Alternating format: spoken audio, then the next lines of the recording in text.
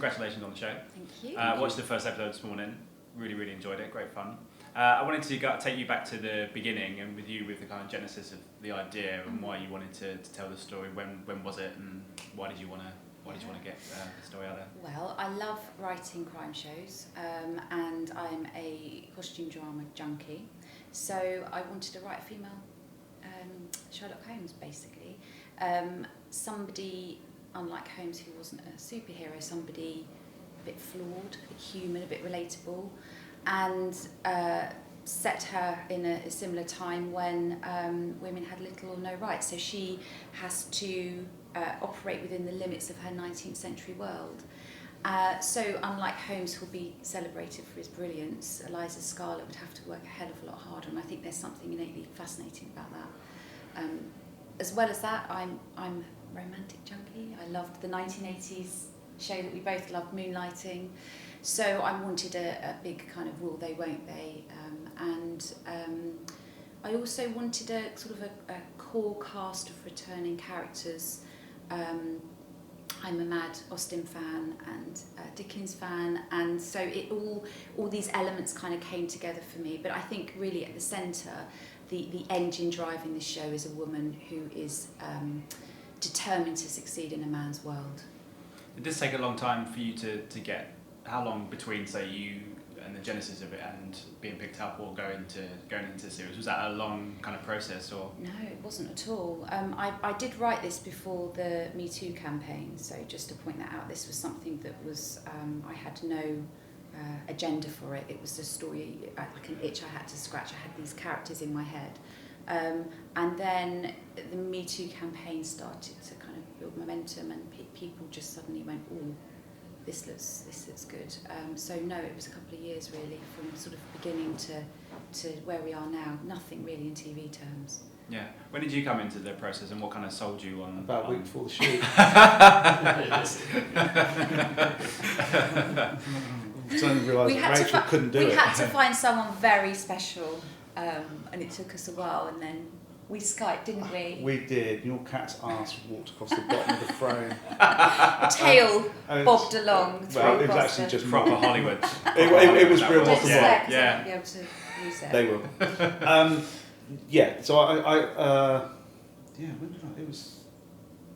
That was probably 4 weeks before I started, wasn't it? It was. Yeah, it was sort of quite springtime. You got greenlit quite late, so it was. Yeah. Yeah. It was, the beautiful thing was all the scripts were already in situ, so it was, for me, I got the whole world straight away. There was no, you'd done all the sweat equity and worked it all out, and I was like, yeah, this is good.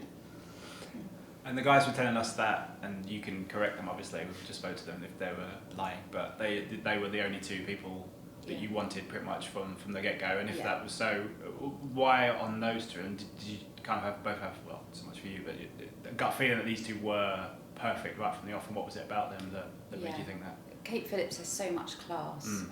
I loved The Crown, I loved Wolf Hall. I saw something in her that even though those kind of roles are quite mannered, she's got a vulnerability about her. I think Eliza Scarlet's got a scrappiness about her, and I think Kate plays that beautifully. She is a very, very classy actor, and it doesn't hurt that she looks so beautiful as well. But and Stuart, I met him with Kate in London, and he walked in, and I was like, yeah. There was no dilemma. It was like, yeah, those two, please, and that was it. They just look fabulous together, and he's so warm and funny and great, Yeah. Yeah, and the first time they read it through was the first read through. They Yes. were saying, or the night before they read it together. But Yes. the first time they read it was that must have been a strange experience, but also one that had a very unique energy, given that it was the first time that you were all kind of together and about to kind of go on, particularly as you'd wanted them from the beginning. But I'd met them so many times in London before we went to Ireland. We spent time together. I think they became really firm friends very quickly, and so they had this kind of energy between them anyway. They get on really, really well. So I wasn't really nervous. I knew that they would be brilliant, and we talked about scripts, but the read-through was pretty magical, wasn't it? It was amazing. Yeah. It was because it was the first time I had the benefit again coming late. They were already attached when I came on board. So when I read it, I knew who I was what characters that they were there. So it was easy for me in that sense. And the read-through, it generally was. It's just here it comes to life. And, bear in mind we've been doing the locations and everything else, so we had that kind of component part, but it all hung on these characters and their spark, and it is genuinely electric. It's amazing to. Well, you've seen it. You know that's you can't manufacture that. It's there, and it's just a joy to watch. When you came on as a director, is this the first time, or is it a kind of regular thing for you that you come on to things late? And did that benefit in some ways, you coming onto it with a short amount of time to kind of really think about it and just jump in? I would have liked more prep, if I'm honest. Of course, who wouldn't? You know, but because it was so well formed, and a bit like yourself. That's true. I thought better saying what she did. Because it was so well formed and the world was so well built, and these two central characters were there. When I read it, I could see the whole world, and then it was a case of realising that world in a modern Dublin. So that became that challenge, and then Rachel constantly kept honing the scripts, and every time it was just like, oh my God, it's like mining for gold in a gold mine. It was like, there's all the gold, and Rachel was like, yeah, I'm just going to get a little bit more gold in there, and they had. We had a real laugh making it. It was a real giggle. Really everybody got on, and that makes such a difference because it was a pressure schedule. We didn't have a lot of time. We didn't have a lot of money, so it was all about energy, and everybody signed on to the scripts, and that was it. Everybody fell in love with the scripts. When you're a read through. When I read through with all the HODs separate. We would just sit and laughing at the scripts. We'd kind of stop working in a sense because it was just like this is a really funny scene, isn't it? Yeah, we're supposed to be working out. Yeah, it's a really funny scene, isn't it? So there was a lot of that, and but it's very human, and it's not just about the comedy. It deals with really serious subject matters. And episode 1, which you've seen, they take her to give an examination. That's just so degrading, and my brain cannot really compute that. It was only a little while ago. It just doesn't seem right. Yeah. It doesn't seem like it was ever right. But bear in mind, it was Victorian England. Queen Victoria was on the throne. It was a matriarch. It wasn't a patriarch. But it was a patriarch. Even though it was a matriarch, it was a patriarchal society, which is really weird. Try saying that when you're drunk. When I say it sober. These aren't my teeth, by the way. So. But that makes it exciting. That makes it fun to watch. And I'm the first audience with Rachel stood behind me with her nose dripping. I think that's a really good point about the team thing, because this was an American production essentially, and because of that, I had the opportunity to really step up as a showrunner, so I was involved in everything. And because of that, lots of UK directors might not be massively keen on the writer being on set, and so there was a as soon as I met Declan, straight away we had a rapport. I just knew I could work with him. I knew it was going to be really fun. I knew that the set would be a really warm, fun place. Kate and Stuart were very invested, so they felt very much part of this team, and I think that really, really got us through. We had a lovely set of producers, Patty Shimoto, Harvey Myman and Jean Shimoto, who all sort of let us get on with it, really, didn't they? Yeah, we were really well supported. Yeah. It's kind of, I know it sounds really weird, but it does, really but helped. Yeah. Because it was, there you go, here's your train set, Yeah. go and play. Yeah. And it was, do you need anything? Yeah. Sometimes that was doable, sometimes it wasn't, but it felt very safe to just, not to experiment, you don't experiment, but you do play, and you allow the actors to play, and you create that environment where they can play, especially when you've got scripts that are like this, and you just want to watch that. We had a formidable team, and we had also another writer, my old writer, but my writing partner, we haven't worked together for for a while. He came on board, Ben Edwards, he was fantastic, he wrote a couple of episodes. So we had this... They're actually my favourite episodes. I'm sorry. So we had this really tight team around us, and yeah, Patrick Owen, Todd Berger, they all just let us play. And that was the best thing about it, really. It was really good fun. It was very pressured, but really good fun.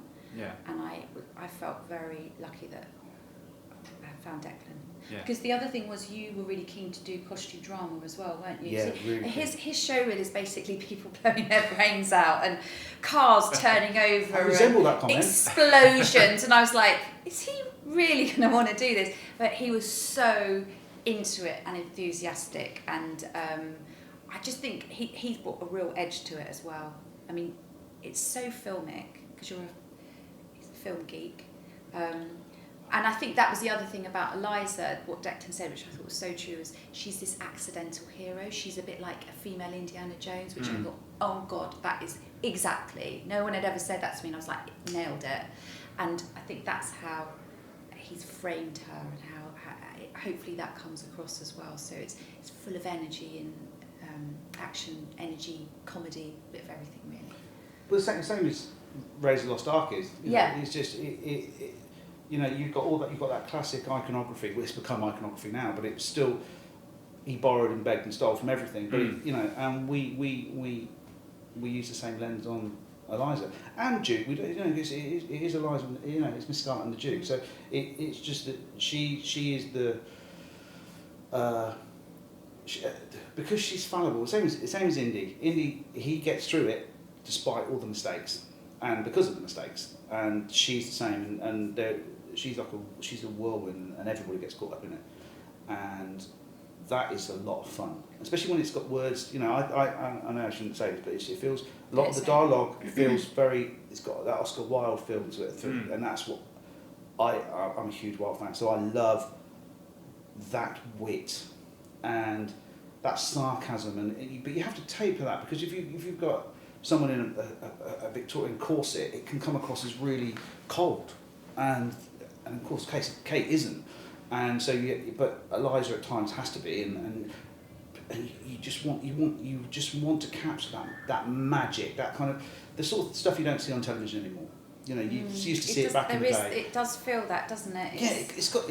See, I think it's got elements of Funny Girl to it as well. I think because the way the banter was in those kind of and some of those early Doris Day films as well. You know, the Rock Hudson, Doris Day film. There was a lot of banter, and it was, you know, that I feel that this has got elements of it. I think it's definitely a fresh take on the period genre. I can't remember watching anything that has those moments of comedy. It's that kind of dramatic storytelling, but you punctuate it with funny moments. For me, I just wanted to watch something that I wanted to write something that I would want to watch, and I love that kind of dark comic humour. I think the Americans do that really well. Yeah, I love what you mentioned. It's amazing. Talk about Indiana Jones and. But it's true though. You've seen it. You, the opening sequence is a complete homage. Yeah. Totally, and that was intentional. It's like, you know, it's that even the reveal, not seeing her face, even though all the trailers and everything else will have it. You know, we knew what Indiana looked like long before. You know, but it's that same vibe. It's just it's playing and then pulling the rug every time the rug gets pulled, and that is fun. It's fun to watch. It's fun to make. And when you've got a cast like we have, it became. We've got such a great core cast. You know, you've got Andrew Gower. You've got just the comic geniuses, all of them in their own right. You know, Stuart is such, and Kate. They're comic touches. It's hard to do that, especially when you look like that as well. You know, he's a big unit. You know, and he's as funny. He's got the subtlety, and you have to be prepared, and you have to come in. And he's also a man of, for Duke especially, he's a man of his time. And a lot of actors don't like being, you know, he says things that you wouldn't say now, because you really wouldn't. Yeah, you'd panic thinking, I'm really going to get in trouble for this. Yeah, and same with Eliza. So they didn't mind not being likeable, but therefore they become vulnerable, therefore they become likeable. It's Yeah, I think with Duke, there's a vanity and an arrogance about him that gives him that comic flavour, because we are laughing. He's a bit like a spoilt boy sometimes, and because of that kind of, and Stuart plays that brilliantly. So it kind of negates anything, that pomposity is funny, isn't it, in people. So, and I think with Eliza as well, she's got this bravado, and she can be pretty spiky, and she can be kind of spoiled as well. And again, Kate plays that beautifully, so we are laughing at her as well. It's not just all. I was really keen not to have a duo where she would be the eye-rolling wife. I've seen that so many times. So she is the one that we're laughing at a lot of the time as well, which I really enjoy doing. Yeah.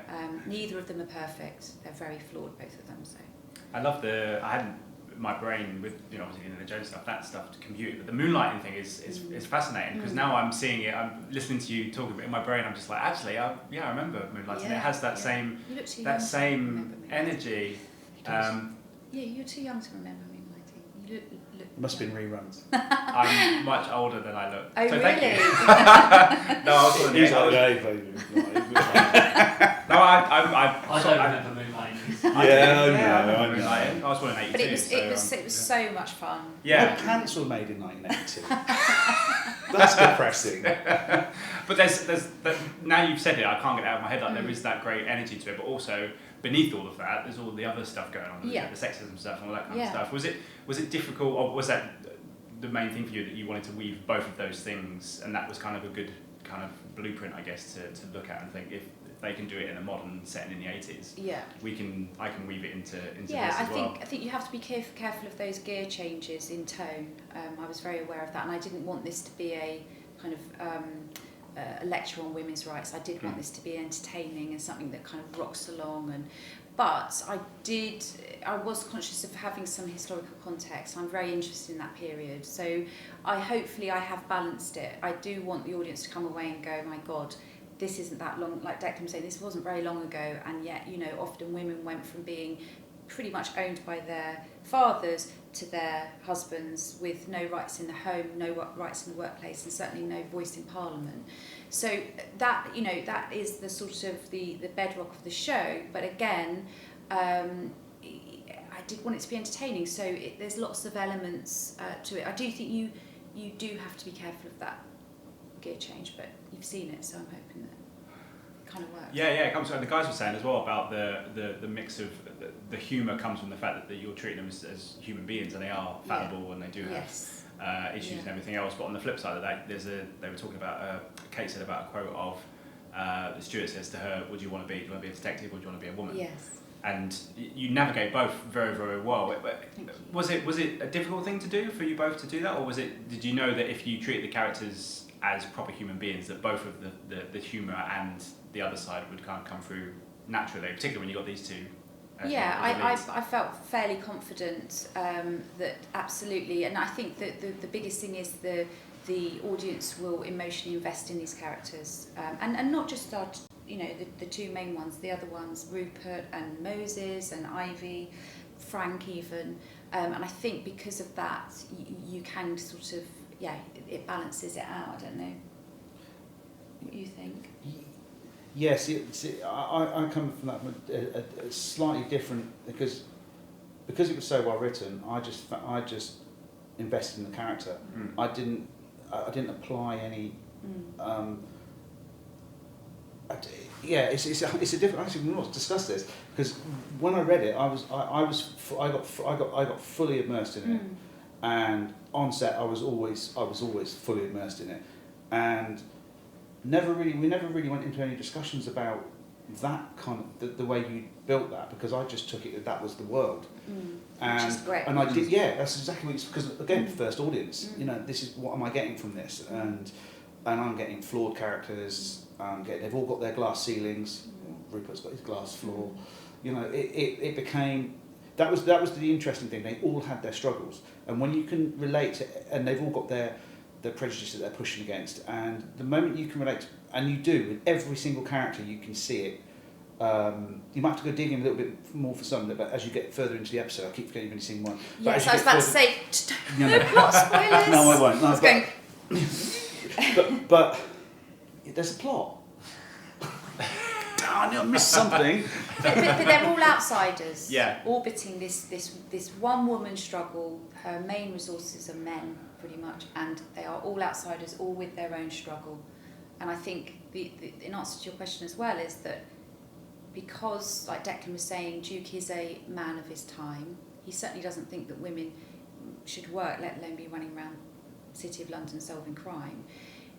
We wanted that authentic voice. Well, when I was writing, I wanted that authentic voice, but there's something innately quite funny about that for us to look back at now and go, what an idiot, you know. And because Stuart's got this warmth, and because Stuart brings this magic to him, we forgive him. And I think it's the same with the other characters as well, is that, you know, this was a different time, but we give a little bit of modern flavour in there, so we can relate to them. You know, again, it's the Rhett Butler, isn't it? It's because that, you know, you've seen it once. So the sequence in the A sequence. Yeah, just trying to not give it away because in the cemetery. Yeah, just it's completely gone with the wind, and it's completely intentional because it's that. You want to conjure, again, it's iconography now, especially to filmmakers. There's lots of, we've got those searcher shots where she's standing. You see, you as a filmmaker of a certain age, you cannot avoid that iconography. And so the idea of Eliza standing in the doorway, for instance, like John Wayne, cowboy, but in the shape of a Victorian woman, I think is really empowering and really powerful. And it's not so much the heroic lens, but it kind of is, and I try to, because everybody's a hero, even villains are heroes in their own story, and once you work with that conceit, they all become very rounded characters, and you find a truth, and you might not like that truth, and hopefully you don't like that truth because that makes them interesting, but you still have to portray them in a human way, and I don't make it sound too deep, but that I apply that to every character, no matter, even if they're coming in doing 2 lines, they still have, what did they do before, what are they going to do afterwards, and if you can capture that, you often get a little bit of magic. And there's a couple of guys that come in and girls that come in and do things, and they're magic, and it's just because you just go, well, where have you come from, where are you going? And they might, well, I've only got 1 line, I'm just doing it. No, you haven't. You've got a whole life that way and a whole life that way. That's just, we're just seeing into that snapshot. And Stuart and Kate were so prepped. Kate had 7 pages of dialogue a day, for weeks on end. Stuart 6, 7 some days as well. That's hard graft. I mean, you have to be prepared. You have to know where your character's been, where it's going. And they nailed it. They absolutely nailed it, and never lost the fun. Because that's the other thing as well. Because it can very easily become very machine-like. Because you come in, you say, never. It was always. Their work ethic was phenomenal. And they never sounded like they'd said the word before. No, it was always like it was a quip. And that was beautiful because it was free. Yeah. And that was, again, we try and create the environment for them to play. Yeah. And they played really well. Yeah. So. Let me ask you about TV now, because TV is such a big, it's always been a big deal, but now particularly with subscription and everything else, there's so many people being drawn to TV now, and so many kind of big events, and go from Game of Thrones to something like this, and then something like Jamestown, Medici, whatever. There's so many kind of built-in audiences, and even though this show is going to be on something like Alibi has such a huge following, and there's so many different followers. I mean, how do you guys see as creatives the kind of the avenue that TV is creating now? You can tell better stories, you can tell bigger stories than maybe you could have done, say, 10, 15 years ago. Oh, I think it's been amazing. I think the key for us in the UK is to try and adopt the American system a bit more, and let the creators, obviously I'm going to say this, let the creators, the writers, have more of a input in the process, because I do think nobody cares about it as much as the person that's created it. Often the characters have been in that person's head for a long time, and I think that is changing. I think that I've worked on some shows recently, really nice crime shows, where they've been headed up by such nice people, showrunners. So it feels like there's like a ripple effect going on. Once that happens more and more, I think our TV will get even better here. I think we've got a lot to learn from the Americans. I've got to say, it's not quite answering your question. Just, you were amazing on this because you came in with no show running experience, and we ran into a wall every single day. We just kept running at it, and you never flinched. It was like, this can't happen because that. Okay, give me 2 minutes, and it was a constant. Hating to say that. You know, but it was true. It was. I've kind of said it to you in the past, but I know you have. But it's generally was amazing. It was so nice. Just it made my life easier, and because also you know, if you're doing something about a character or something like that, what happened was, you know, Rachel got it, and because just what you're saying about the creative has lived with that for so long. So when you do hit a speed bump, who best to ask? The person whose snot's dripping on the back of your neck. Rach, if we I want to qualify this. I had a bit of a cold, and I would sit every day behind him with a monitor. That's not true. She used to use my collar to blow her nose. I didn't just wipe my nose on the back of his neck. No, it was actually real. It was real. It's like, but Rach. I do think that the TV, the future for TV, there's so many places to tell your stories now. I think this is the best time ever. I think there was this golden age with Breaking Bad, Sopranos, 6 Feet Under. They're the shows. You know, we were talking about tone earlier. You know, there were some very dark moments in those shows, and yet such comedy. That for me is magic. So yeah, I think there's a lot of opportunity out there, and it's all good. As a final question then, obviously people aren't going to see this for a little while, but when they do see it, what do you think they can expect, or what would you say to them that they should be seeking the show out for? Don't bring your prejudice of Victorian shows to the show, because it doesn't apply. No. You bring your love of Victorian shows to the show, absolutely, but don't think you're going to get a traditional show, because you're not. Of course it tips its hat to traditional shows. It's a beautiful looking Victorian show, but it's got an acerbic wit to it, and it's got great characters, which of course you'd hope. But if you think you're going to get something, you won't be getting that. So and that's the fun of it, because it is a fun show. It's not going, oh look, it's Victorian, oh look, isn't that? It's not chocolate box. No, Victoriana. definitely. No. It's action, it's adventure, it's fun. It tells you a little bit about the time. But my hope, when I was writing it, was, and this is why I love Declan so much, because I think he got it straight away. It was, we want people that wouldn't necessarily particularly like costume drama to watch this. So watch it. Yeah. And it doesn't treat the audience as though stupid. No. That's the other thing. Because audiences are not stupid. No, they're not. You can't. You're saying it doesn't preach. It doesn't preach. It gives you information for you to absorb in quite an entertaining way. You know, some pretty hard facts. Yeah. But it doesn't treat people like the stupid, and that's nice. Lowest common denominator. Yeah, and we've got, and you know, at the centre of it all, we've got this lovely sizzling will they, won't they, twists and turns, and it's got something to say. So hopefully there's something for everyone. And season 2? Going very well. I'm writing it at the moment. Good. Look forward to it. Guys, thank you so much for your time. Thank Absolute pleasure talking to you. Thank you. Cheers, guys. Good stuff. Thank you. Ladies and gentlemen, you're watching Hey You Guys! Hey You Guys, huh? Hey, you guys. Is that from the Goonies? It is indeed, yeah. Nice. Hey You Guys!